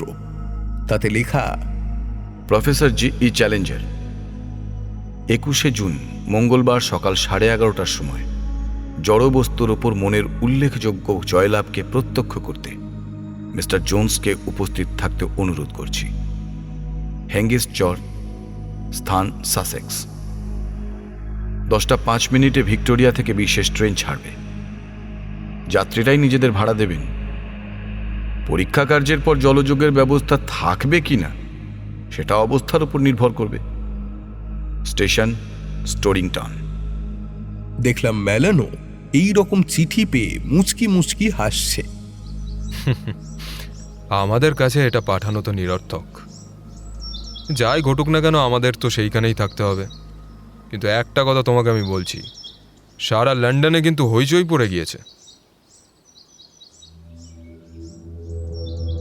অবশেষে একদিন সেই মহাদিবসটি এলো। ব্যক্তিগতভাবে আমি ভেবেছিলাম সবকিছুই যে যথাযথভাবে করা হয়েছে, আগের রাতেই সে বিষয়ে নিশ্চিত হওয়া প্রয়োজন। আমাদের তুরপুনটা ঠিক জায়গায় বসানো হয়েছিল কিনা, বাটখারাটা মাপ মতোই রাখা হয়েছিল কিনা, বৈদ্যুতিক সংযোগ সহজেই চালু করা যাবে কিনা, ওর কথা এই বিচিত্র পরীক্ষা কার্যে আমার কাজটুকু যে নির্বিঘ্নেই সম্পন্ন হয়েছিল সে বিষয়ে আমি নিশ্চিন্ত হলাম। ব্যক্তিগত বিপদের ঝুঁকিটা যথাসম্ভব কমানোর জন্য বিদ্যুৎ নিয়ন্ত্রণ ব্যবস্থাটা সুড়ঙ্গের মুখ থেকে প্রায় 500 গজ নিচে রাখা হলো। অবশেষে এলো সেই ভয়ঙ্কর দিনটি, ইংল্যান্ডের গ্রীষ্মকালের একটি আদর্শ দিন। নিশ্চিন্ত মনে উপরে উঠে এলাম। সাধারণভাবে সমস্ত ব্যাপারটার উপর একবার চোখ বুলিয়ে নেবার জন্য পাহাড়ের ঢাল বেয়ে অর্ধেকটা পথ উঠে গেলাম। মনে হলো সারা পৃথিবীটাই বুঝি হেঙ্গিস্ট চড়ে এসে জমায়েত হচ্ছে। যত দূর দৃষ্টি চলে পথঘাট লোকে লোকারণ্য, নানা অলিগলি বেয়ে মোটর গাড়িগুলো হেলে দুলে এসে উঠোনের ফটকে যাত্রীদের ছেড়ে নিচ্ছে। এখানে এসেই সব যাত্রা শেষ হচ্ছে। একদল শক্তিশালী দারোয়ান ফটকে অপেক্ষা করছে, একমাত্র বহু আকাঙ্ক্ষিত বাদামি টিকিটটা দেখিয়ে তবেই ভিতরে ঢুকতে পারা যাচ্ছে। কথায় বা ঘুষ দিয়ে কোনো কাজই হচ্ছে না, কাজেই তারা ফিরে গিয়ে অপেক্ষমান বিরাট জনতার সঙ্গে মিশে যাচ্ছে। পাহাড়ের ধারে ধারে শুধুই দর্শনার্থীদের ভিড়। ডার্বি খেলার দিন ইপসাম পাহাড়ের মতোই সেখানকার অবস্থা। উঠোনের মধ্যে খানিকটা জায়গা কাঁটাতার দিয়ে ঘিরে রাখা হয়েছে। সৌভাগ্যবান লোকেদের সেখানে নিয়ে গিয়ে যার যার নির্দিষ্ট আসনটি দেখিয়ে দেওয়া হচ্ছে। একটা অংশ অভিজাত সম্প্রদায়ের লোকেদের জন্য, আর একটা অংশ কমন্স সভার সদস্যদের জন্য। আর একটাতে জায়গা হয়েছে সারবোনের, লে পেলিয়ের এবং বার্লিন একাডেমির ডক্টর গ্রিসিঙ্গারের মতো নানা শিক্ষা প্রতিষ্ঠানের প্রধানগণ ও বিজ্ঞান জগতের খ্যাতিমান মানুষদের। রাজ পরিবারের 3 জন সদস্যের জন্য বালির বস্তা ও করগেটের ছাদ সমন্বিত একটি বিশেষ অঞ্চল সংরক্ষিত রাখা হয়েছে। 11:15টার সময় পরপর অনেকগুলো লম্বা গাড়িতে করে বিশেষভাবে আমন্ত্রিত অতিথিদের স্টেশন থেকে নিয়ে আসা হলো। তাঁদের অভ্যর্থনা জানাবার কাজে সাহায্য করতে আমিও উঠোনে নেমে গেলাম। বিশেষভাবে ঘেরা জায়গাটাতে দাঁড়িয়ে আছেন প্রফেসর চ্যালেঞ্জার। পরনে ঝকঝকে ফ্রক কোট, সাদা ওয়েস্ট কোট, বার্নিশ করা টপ হ্যাট, মুখে সর্বজয়ী এবং দৃষ্টিকটু উদারতার একটা মিশ্রিত ভাব, সাথে কিছুটা অহংকারও।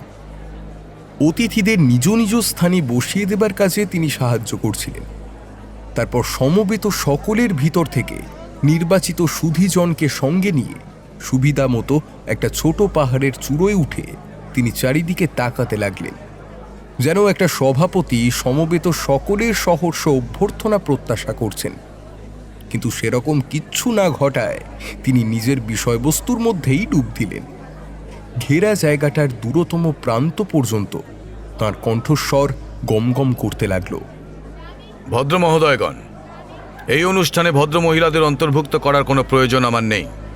আজ সকালে আমাদের মধ্যে তাদের উপস্থিত থাকবার জন্য যদি আমন্ত্রণ না করে থাকি, তার কারণ এ নয় যে তাদের গুণাবলীকে আমি স্বীকার করি না। আসল কারণটা হলো এই পরীক্ষা কর্মের মধ্যে কিছুটা বিপদের ঝুঁকি আছে। যদিও ঝুঁকিটা খুব বেশি নয়, তবে সংবাদপত্রের প্রতিনিধিরা জেনে খুশি হবেন যে আবর্জনা স্তূপের উপর অনেকগুলো বিশেষ আসন তাদের জন্য সংরক্ষিত রাখা হয়েছে, কারণ সেখান থেকে প্রকৃত কর্মস্থলটা সরাসরি দেখা যাবে। অনেক সময় তাঁরা এত বেশি আগ্রহ দেখিয়েছেন যেটাকে অশোভন কৌতূহল থেকে আলাদা করে দেখা যায় না। কিন্তু অন্তত এক্ষেত্রে আমি যে তাদের সুবিধার দিকে নজর দিইনি সে নালিশ তাঁরা করতে পারবেন না। যদি কিছু না ঘটে তবে তো গল্প শেষ, কিন্তু যদি সত্যি কিছু ঘটে তাহলে সেটা দেখবার ও লিপিবদ্ধ করবার চমৎকার সুযোগ তাঁরা পাবেন। অবশ্য শেষ পর্যন্ত সে সামর্থ্য যদি তাঁরা অক্ষুণ্ণ রাখতে পারেন তো। আপনারা সহজেই বুঝতে পারছেন, অকারণ অশ্রদ্ধা ছাড়াই যাদের আমি সাধারণ ইতর্জন বলে বর্ণনা করতে পারি, তাদের কাছে নিজের সিদ্ধান্ত বা কার্যাবলী ব্যাখ্যা করা একজন বিজ্ঞান সাধকের পক্ষে খুবই অসম্ভব কাজ। আপনার অতিথিদের যে বর্ণনা আপনি দিলেন স্যার, সেটা অত্যন্ত আপত্তিকর। আচ্ছা, সম্ভবত আমি সাধারণ ইতর্জন কথাটা ব্যবহার করাতেই আপনি ক্ষুব্ধ হয়েছেন। বেশ, তো তাহলে বলা যাক যে আমার শ্রোতারা সব অত্যন্ত অসাধারণ ইতর্জন। যাজ্ঞে, কথার মার প্যাঁচে আমরা যাব না। আসলে আমি বলতে যাচ্ছিলাম যে পৃথিবী প্রসঙ্গে আমার আসন্ন গ্রন্থে সমস্ত ব্যাপারটাকে অত্যন্ত বিস্তারিত ও পরিষ্কারভাবে আমি আলোচনা করেছি, আর যথাযথ বিনয়ের সঙ্গেই সেই গ্রন্থটিকে পৃথিবীর ইতিহাসের যুগান্তকারী গ্রন্থগুলির অন্যতম বলে বর্ণনা করতেও পারি। আসল কথায় আসুন, এখানে আমরা কি জন্য এসেছি? এটা কি একটা ঠাট্টার ব্যাপার? সে কথাই তো পরিষ্কার করে বলতে যাচ্ছিলাম। এইভাবে যদি বাধার সৃষ্টি করা হতে থাকে, তাহলে শিষ্টতা ও শৃঙ্খলা রক্ষার উপযুক্ত ব্যবস্থা নিতে আমি বাধ্য হব। আসল ঘটনা হলো, এই ভূপৃষ্ঠের ভিতর দিয়ে আমি একটা সুড়ঙ্গ খুঁড়েছি, আর পৃথিবীর স্নায়ুতন্ত্রের বহিরাবরণে একটা প্রচণ্ড আলোড়ন সৃষ্টি করলে তার ফল কি দাঁড়ায়, এখনই সেটা পরীক্ষা করে দেখার চেষ্টা করব। কাজটা পরিচালনা করবেন আমার অধীনস্থ কর্মীরা, কূপ খনন কার্যের বিশেষজ্ঞ মিস্টার পিয়ারলেস জোন্স, আর আমার প্রতিনিধি হিসেবে মিস্টার এডওয়ার্ড ম্যালন। সেই স্পর্শকাতর পদার্থটিকে খুঁচিয়ে দেওয়া হবে, আর তার প্রতিক্রিয়া কি হবে সেটা অনুমানের বিষয়।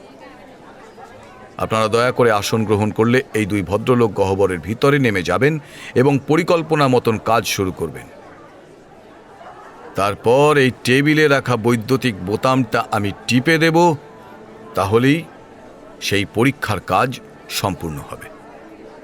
চ্যালেঞ্জারের বক্তৃতা শেষ হলো।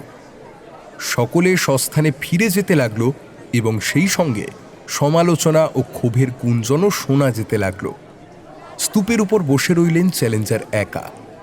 পাশে একটা ছোট টেবিল, তার কালো চুল ও দাড়ি উত্তেজনায় কাঁপছে। অতীব অমঙ্গল সূচক মূর্তি। যদিও সে দৃশ্য উপভোগ করবার মতো সময় ম্যালন অথবা আমার কারোর কাছেই ছিল না, কারণ একটা কর্তব্য পালনে আমাদের ছুটে যেতে হয়েছিল।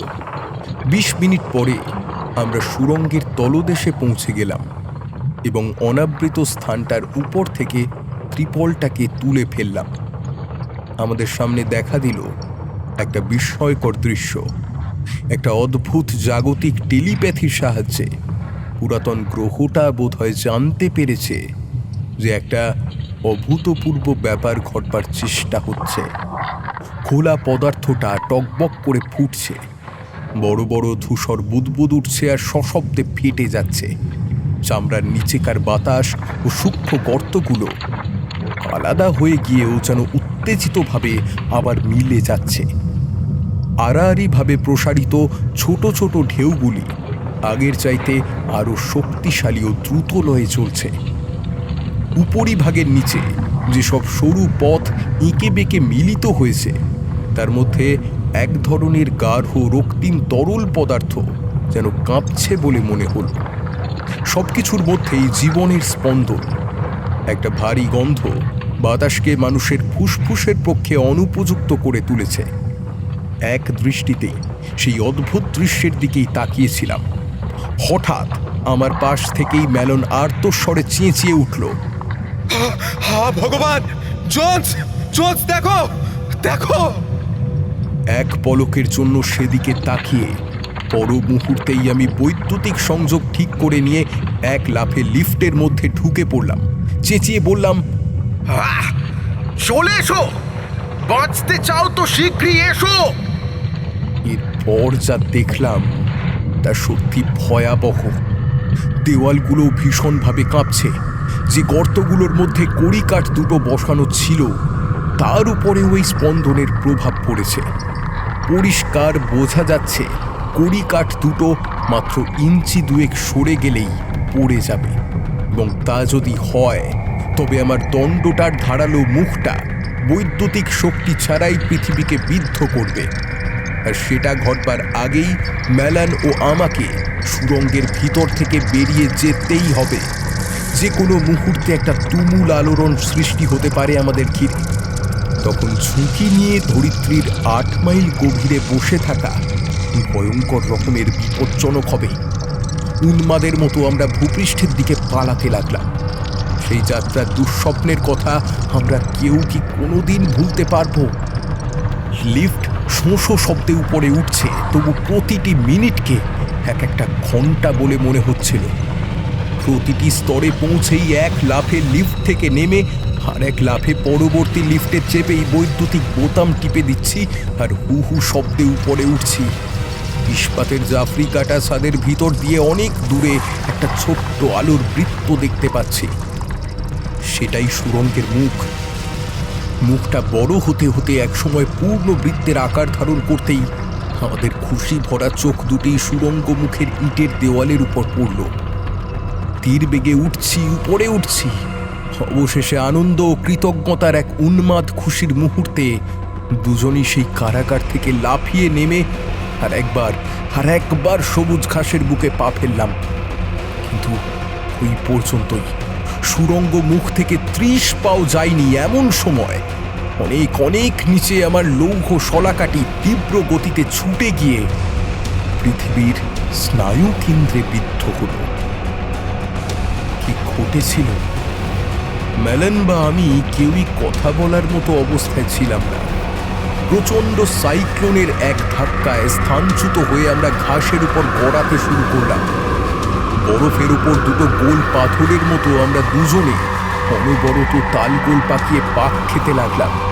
আর ঠিক তখনই একটা ভয়ঙ্কর আর্তনাদ আমাদের কানের উপর আছড়ে পড়ল। সে এমন একটা আর্তস্বর যার মধ্যে বেদনা, ক্রোধ, ক্ষতি এবং প্রকৃতির প্রতি লাঞ্ছনা সব মিলেমিশে একটা বীভৎস চিৎকারে পরিণত হয়েছিল। পুরো 1 মিনিট ধরে সেটা চলেছিল। ইতিহাসে কোনো ধ্বনি আজ পর্যন্ত আহত ধরিত্রীর সেই আর্তনাদের সমকক্ষ হতে পারেনি। বিমূঢ় ও বধির হয়ে পড়লেও ম্যালান আর আমি তখনও সচেতন ছিলাম। কিন্তু সেই অসাধারণ দৃশ্যের বর্ণনা পরে আমরা জেনেছিলাম অন্যদের কাছ থেকে। ধরিত্রীর পাকস্থলী থেকে লিফটের খাঁচাগুলো উড়ে এসে আছড়ে পড়েছিল নিরেট মেঝের উপর। একটা নয়, দুটো নয়, 14টা লিফটের খাঁচা একটার পর একটা ছিটকে এসে কোনোটা গিয়ে পড়ে নিকটবর্তী সমুদ্রের জলে, আবার কোনোটা চিচেস্টারের মাঠের মধ্যে। তারপর এলো উষ্ণ প্রস্রবণ। আলকাত্রার মতো কুৎসিত পাতলা পদার্থের একটা প্রকাণ্ড স্তম্ভ আকাশের দিকে উঠে গিয়েছিল 2000 ফুট। একটা কৌতূহলী বিমান ঘটনাস্থলের উপর উড়ে বেড়াচ্ছিল। সেটাকে জোর করে নামিয়ে নিয়ে মানুষ ও যন্ত্র উভয়কেই নোংরার মধ্যে একেবারে পুঁতে ফেলে দিয়েছিল। সেই ভয়ঙ্কর পদার্থটির গন্ধ যেমন তীব্র তেমনই ন্যাক্কারজনক। সেটা এই গ্রহের প্রাণ রক্তও হতে পারে, অথবা প্রফেসর ডিসিঙ্গার ও বার্লিন স্কুলের মতে উত্তর আমেরিকার এক ধরনের চতুষ্পদ মাংসাশী প্রাণীর দুর্গন্ধ নিঃসরণের মতো আত্মরক্ষাত্মক কোনো নিঃসরণও হতে পারে। চ্যালেঞ্জারদের মতো আক্রমণকারীদের হাত থেকে আত্মরক্ষার জন্য প্রকৃতি জননী ধরিত্রীকেই ব্যবস্থাটি দান করেছে। তাই যদি হয়ে থাকে তাহলে তো প্রধান অপরাধী চড়ের উপরে তার সিংহাসনে বসে রইল অকলঙ্ক দেহে। তার হতভাগ্য সাংবাদিকগণ অগ্নিপ্রবাহের একেবারে এক লাইনে থাকায় এমনভাবে ভিজে পুড়ে একসা হয়েছিল যে পরবর্তী অনেকগুলি সপ্তাহ তারা কোনো শৌখিন সমাজেই ঢুকতে পারেনি।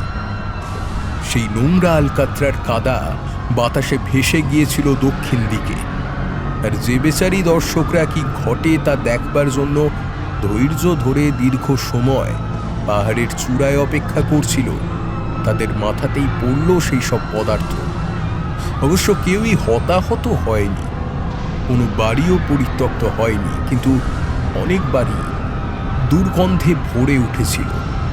এবং সেই বিরাট ঘটনার কিছু কিছু স্মারক এখনও সেই সব বাড়ির 4 দেওয়ালের মধ্যে রক্ষিত আছে। তারপর এলো সুড়ঙ্গের মুখটা বন্ধ হওয়ার পালা।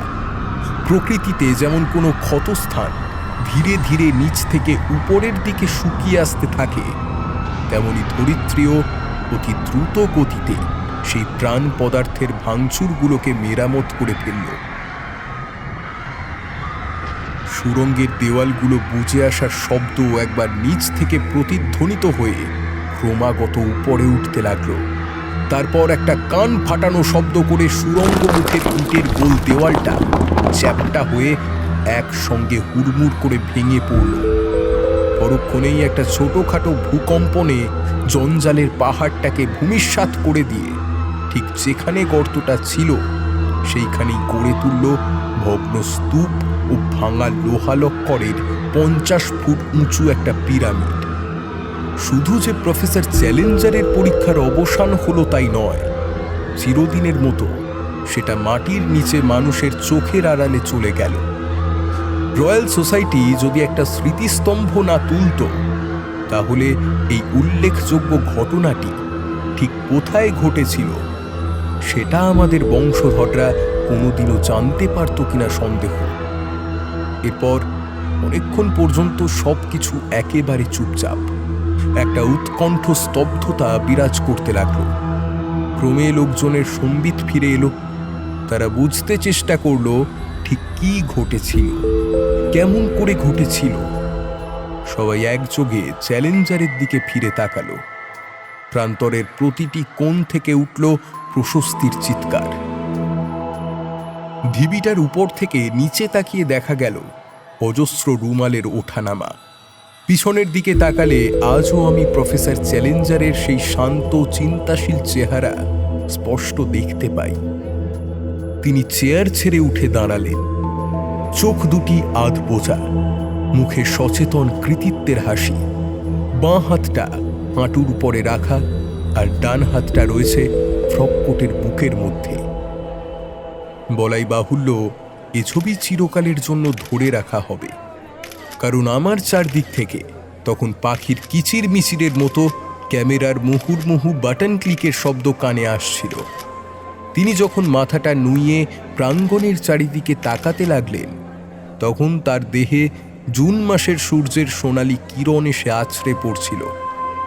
চ্যালেঞ্জার এক মহাবিজ্ঞানী, চ্যালেঞ্জার এক প্রধান পথপ্রদর্শক, চ্যালেঞ্জারই সেই প্রথম মানুষ যাকে মাতা ধরিত্রীও স্বীকৃতি দিতে বাধ্য হয়েছিল।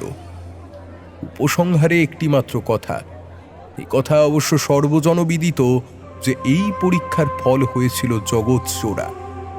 এ কথা সত্য যে প্রকৃত ঘটনাস্থলের বাইরে অন্য কোথাওই আহত গ্রহটি এত বেশি গর্জন করেনি, কিন্তু অন্যত্র তার যে ব্যবহার প্রকাশ পেয়েছে তাতেই সে বুঝিয়ে দিয়েছে যে আসলে সে এক ও অখণ্ড। প্রতি রত্ন, প্রতিটি আগ্নেয়গিরির মুখে ধ্বনিত হয়েছিল তার ধিক্কার। হেকলা আগ্নেয়গিরি এমনভাবে আর্তনাদ করেছিল যে আইসল্যান্ডবাসীরা একটা দারুণ বিপদপাতের আশঙ্কায় দিন কাটাচ্ছিল। ভিসুভিয়াসের চূড়োটা উড়ে গেল।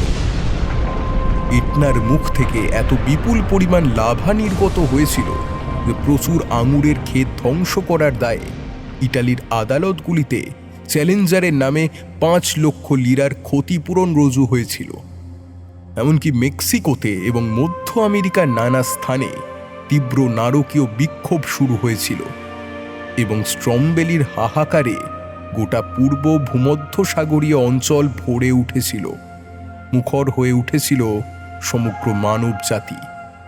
একমাত্র চ্যালেঞ্জারই পেরেছিলেন সমগ্র পৃথিবীটাকে আর্তনাদে মুখর করে তুলতে।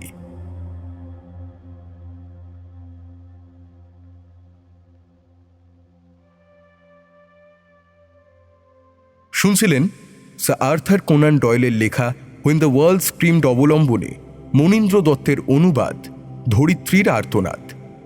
আজকের গল্পের সূত্রধার, গল্প পাঠ এবং পিয়ারলেস জোনসের চরিত্রে আমি আকাশ। আজকের গল্পে প্রফেসর চ্যালেঞ্জারের ভূমিকায় সমীরণ, টেড ম্যালোনের ভূমিকায় শুভ্রদীপ, বাফোর্থের ভূমিকায় জ্যোতির্ময়, জ্যাকের ভূমিকায় সৌরিন, রয়ের ভূমিকায় অরিজিৎ, আজকের গল্পে শ্রুতিনাট্য রূপদানে নার্গিস, শব্দগ্রহণে শ্যামলোক স্টুডিও থেকে মৈনাক, শব্দ সংযোজনে ফিনিক্স অডিওভার্স থেকে প্রিয়াঙ্কা, আবহ নির্মাণে শুভজিৎ, সমগ্র পরিচালনায় আকাশ এবং প্রচ্ছদ অঙ্কনে অর্ক চক্রবর্তী। কেমন লাগলো আমাদের নিবেদন? অবশ্যই কমেন্ট সেকশনে লিখে জানাতে ভুলবেন না। সাহিত্য সমাহারকে আপনারা ভালোবেসে থাকলে অবশ্যই লাইক, শেয়ার এবং সাবস্ক্রাইব করে আমাদের পাশে থাকবেন। এছাড়া ফেসবুক এবং ইনস্টাগ্রামে আমাদের ফলো করতে পারেন ডেসক্রিপশনে দেওয়া লিঙ্কগুলির মাধ্যমে। আপনারা চাইলে সাহিত্য সমাহারকে আর্থিকভাবে সাহায্য করতে পারেন ডেসক্রিপশনে দেওয়া ইউপিআই আইডি অথবা গল্পের শুরুতে দেখানো কিউআর কোডটি স্ক্যান করে। আজ তবে এই পর্যন্তই। খুব তাড়াতাড়ি ফিরব আরও একটি রোমাঞ্চকর গল্প নিয়ে। সকলে ভালো থাকুন, সুস্থ থাকুন আর শুনতে থাকুন সাহিত্য সমাহার।